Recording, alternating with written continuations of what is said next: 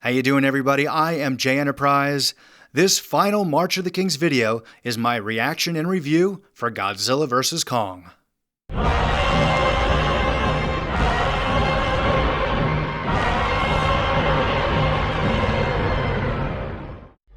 How you doing, everybody? I am Jay Enterprise, and I am here.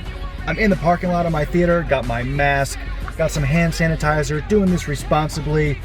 We have waited a long time for this, but the wait is over. Godzilla vs. Kong is here.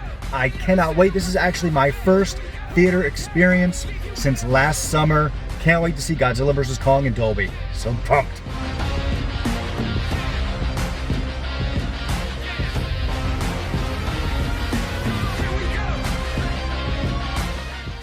Hey everyone, I literally just got back from the theater. I'm exhausted. It's well after midnight here, but I wanted to get all my thoughts out while it's still fresh in the old noggin. Now I'm stating this right off the bat. Spoilers, I'm not going to be discussing, I'm not going to go full into detail about what the plot is about, but I am going to be spouting out some random thoughts, and they will include some things that are considered spoilers if you haven't seen the film yet. So, full disclosure. First, I want to talk about the, right off the bat, let me just say that I really like this film. I really enjoyed this film. I didn't love it. I wanted to love it, but I didn't love it. Of course, I've only seen it once. That might change the more I watch it. Then again, I could like it less. But point is, gotta see it more times to really get a solid opinion on it. But just coming out of the theater, I thoroughly enjoyed it. I was satisfied. I think that is the best word that I can use. I was satisfied, and most importantly, I was entertained. But first, I'm going to go over the things that didn't really sit too well with me. First, right off the bat, the pacing. This was a fast-paced film. This was actually the shortest film in the MonsterVerse, the fourth film of the MonsterVerse after Godzilla 2014, Kong Skull Island, Godzilla King of the Monsters. This is the shortest one at 1 hour and 53 minutes, of course, with the credits. Ending credits these days usually last about 10 minutes, so technically we got about an hour and 43 minutes, maybe an hour and 40 minutes if you count the opening credits as well. Approximately an hour and 40 minutes of actual film action. And I mean, boom, boom, boom, it went by. And there was a couple things where, for one, the infamous scene where, Kong is on the boat, that leads to the now, I would say iconic, or soon to be iconic, in the monster kaiju genre of films, the now iconic aircraft carrier scene. They get Kong on that boat without any explanation. I mean, like, they're on Skull Island, and then all of a sudden, he's on the boat. And not really much of an explanation. They kind of feed you a couple lines to kind of make you assume what happened, but you're not really sure. I mentioned Skull Island. What the hell happened to it? And this kind of goes with the pacing too. It was such a quickly paced film that I think we could have used another 5 to 10 minutes for character development and just to kind of build the lore, build the world a little bit more. I mean, 5 minutes and 10 minutes in a movie is a long time, and you can accomplish a lot of storytelling in 10 minutes. Like Skull Island, for example, they explained that it was pretty much destroyed. This giant storm destroyed the island, and the Iwi people were exterminated. They're extinct now. What happened? And I think we're going to get an explanation for what happened to the island and what happened to the Iwi people in a prequel comic. But at the same time, I would much rather see, like, I don't want to read about other plot points and other potential storylines in a comic. I want to see it in the film itself. I don't want to have to get supplemental material to get the full picture. Give me the full picture in the movie. Also, Kong's domain, the kingdom of Kong down in the Hollow Earth. I would love to know more about that. And another thing that we may, I guess we may learn, I think they expand upon in the Kong prequel novels, but like, I want to see it in the movie. I mean, there's this giant friggin' Kong banquet hall, I don't know, conference room, I don't know. It's got a friggin' throne and the Kong acts. Like, this is where the Kongs used to live. Like, I have so many questions about like, what is this? I want to know, like, this ancient race of Kongs that used to live in the Hollow Earth, and they apparently had a war with the Godzilla race, and I'm assuming, I got the impression that they won that ancient war, and then they have a giant Kong throne. Like, it was just there without any explanation, and I want to know more about that. I wish they spent more time explaining that. Speaking of the Hollow Earth, I wish I saw more of the Warbats because they were friggin' awesome. I mean, the very quick fight that they had with Kong was really cool, but it made me want more because they were just really scary looking, menacing. I think they could be a great villain, on par with the, not like Mechagodzilla or Ghidorah levels, but like a Skullcrawler level. I love the design, the execution. The Warbats are really cool. Let's get more of the Warbats. There were some things I feel like that were rushed a little bit, that they could have built up and really maybe lingered on a little bit longer. One thing that I was kind of disappointed with was Kong's and Godzilla's very first interaction. So the first time they actually interacted and made physical contact was underwater. And it was a cool fight scene, but that was like the first time. I mean, we're seeing it, Godzilla and Kong on screen at the same time, and it's this little thrashy fight underwater. I wish they had kind of like a standoff or something just to kind of hit home that this epic moment that was unfolding in our eyes, and allow the audience to allow it to sink in, and really allow the audience to soak in the moment, like, oh shit, there's Kong, there's Godzilla, here we go. And we actually did get that right at the beginning of the finale, at the beginning of the final battle in Hong Kong. We got a beautiful wide shot of Kong and Godzilla staring down at each other right before they're about to duke it out. But at that point, we had already seen their first interaction, their first encounter. I feel like we should have had, I would have liked to have seen this kind of like epic moment to let the moment, sink in right before they clash, but, they just went right into it. It's like, well, there's kind of no build-up, whatever. Another thing that received no build-up was Godzilla's atomic breath, and man, he was Spamzilla in this movie. He was spamming that atomic breath all over the place. And there was really, it was cool, it was an amazing visual, but it didn't feel as special. It wasn't portrayed as something really cool and special like it was in the previous two Godzilla Monsterverse movies. I mean, we got these amazing build-up shots. The first time Godzilla used the atomic breath in 2014, and in King of the Monsters, we got these amazing build-up scenes in 2014 with Godzilla. You see the blue light through the fog, and then he blasts the Muto with it. And then King of the Monsters, during the Antarctica fight, that the tail smacks on the ground right in front of Mark Russell, and you see doom, doom, doom. You see the tail start to light up, and he goes up his back. Both of those times, the first instance in which Godzilla used his atomic breath in those films, you got this really cool epic build-up and kind of allowed you to tense up, and here we go. But in Godzilla vs. Kong in this movie, literally Godzilla's first appearance, like he comes out of the water and then woof, like that's it. Like, there's no epic build-up to his first use of the atomic breath in this movie, so that was a little disappointing.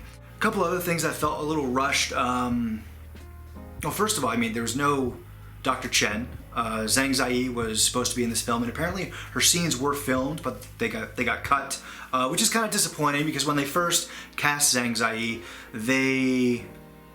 they played it off. They marketed it, I guess, or they announced it rather as her character is going to be playing a pivotal role in the Monsterverse. The last film we found out she was one of the Mothra twins, so I was a little disappointed that she wasn't in this movie. But truth be told, I don't know what she would have done. It makes sense. I mean, there's no Mothra in this film. I'm not exactly sure what Dr. Chen would have done in this movie. It just would have been nice to, I mean, I understand why they cut her, but I just would have been nice to see her. So the Ren Serizawa character was, I mean, he didn't really do much. I mean, he's supposed to be Dr. Serizawa's son, but they didn't even acknowledge that. It kind of made me rethink it, like, is he really supposed to be Serizawa's son, or are they just give him the last name Serizawa as like an Easter egg? But no, he's apparently supposed to be his son, but they didn't even mention Dr. Serizawa, didn't even mention that he was his son, and he barely had any lines and any screen time, so I don't know, it's kind of a waste of a character, I guess, which is unfortunate because I feel like there's a lot of potential there. My favorite character was probably Bernie Hayes. Brian Tyree Henry stole the show in this movie. He was enjoyable. I thoroughly entertained by his character. So the humor was much better in this film, much better than King of the Monsters. The humor, as much as I like King of the Monsters, the humor was terrible. Just cringy one-liners. The humor is a lot more subdued in this film, and when it does happen, I think it hits the nail pretty much on the head. I mean, there isn't any awkward one-liners or things that take you out of the movie. There's not a lot of cringe, I guess, to use the younger generation's lingo. Wasn't too crazy about the music. I mean, it was serviceable, but the Bear McCreary score from Bear McCreary, it's hard to say at 2 in the morning. The Bear McCreary score was hard to follow from King of the Monsters. Junkie XL's score was serviceable, but the Godzilla theme, first of all, I'm not a big fan of the Godzilla theme. It sounds a little too much like his classic Toho theme, his Ifukube theme, where, I mean, it's obviously supposed to be an homage to the Toho music, but it's a little too similar that it comes across for me personally, because it sounds so similar, it kind of crosses the line of being an homage and just kind of comes across as a bit of a knockoff in my opinion, and it actually makes me wish for the classic Toho theme. It's just too similar, so I'm just like, if you're gonna make a Godzilla theme that similar, just go with the original Toho one. But it was also weird too, the way he employed the Godzilla theme throughout the score, throughout the movie, excuse me. There were a couple times when you heard the Godzilla theme during Mechagodzilla scenes, and if I remember correctly, there was a Kong scene where I think he's fighting Mechagodzilla at the end, and the focus is clearly on Kong, but you hear the Godzilla theme. So I didn't really understand that choice. Like, I wasn't a big fan of the theme, and then a couple of the times I felt like they were using it in a place that didn't really make sense. Let me just say that the visuals, oh my god. So those of you who had issues with the darkness in Godzilla 2014, the nighttime fights, the cutting away, and then the King of the Monsters with all Godzilla King of the Monsters with all the weather effects, that's all been rectified in this movie. I mean, the monster action, you can follow it. There's some daytime action. The choreography is fantastic. This is an animalistic fight. We get to see Godzilla crawl on all fours. We've never seen him do that before. Very crocodilian. This was the final battle. I wish it was longer. It's not short. It's not a short battle, but I wish it was longer because it was oh my god, it was an epic final battle. And Mechagodzilla, holy shit, did he look cool. Now, I was one of those people who was actually hesitant when I heard about Mechagodzilla being in this film, because I felt like he really wasn't needed. I mean, the movie is called Godzilla vs. Kong. Let's concentrate on Godzilla and Kong. You know, there doesn't need to be this other character, this villain that they need to team up against. Like, it's not needed. And to be honest with you, I'm still of the opinion that Mechagodzilla was not needed. But I'm not complaining that he was in it either, because his design was really cool. The execution was awesome. He kicked a lot of ass.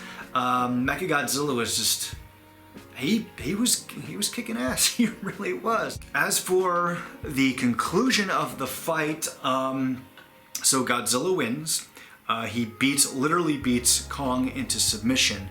And at first I was like, my immediate knee-jerk reaction was like, Godzilla's very forgiving in this movie. Like, he's not going for the kill shots. Like, why would, I don't understand. But the more I thought about it, and I heard a couple other reviews and listened to some other reviews on YouTube and stuff like that, and I realized that it makes sense. This will be my headcanon, because this does make sense, and it kind of goes in line with what's already been established in this cinematic universe, in the Monsterverse, is that Kong, he's not a world threat. You know, Godzilla is the alpha, and Kong submitted to him, therefore establishing Godzilla as the alpha. You know, he killed the Muto in 2014 because the Muto's a parasite. They can, run wild on the earth, and they're responsible for eradicating Godzilla's species. You know, they are a direct threat to Godzilla. So he had no qualms about killing the Mutos. And then Ghidorah is an invasive species. He's an alien. He disrupts the entire balance of the earth. And of course, this Godzilla, in this particular cinematic universe, he restores balance. He is the balance of nature, the great equalizer of the earth. And Ghidorah is not of the earth. He throws everything out of whack, so that's why Ghidorah needed to be killed. Kong is not a threat. He's not a worldwide threat. He doesn't threaten mankind with extinction. As long as he submitted to Godzilla, as long as Godzilla established himself as the alpha, and as long as Kong acknowledges Godzilla as the alpha, Godzilla is not going to kill Kong, because as long as Kong acknowledges him as the alpha, there's no need, because the world isn't going to be eradicated because of Kong's existence, unlike Ghidorah and the Mutos. So the more I thought about it, totally okay with that. It makes sense to me.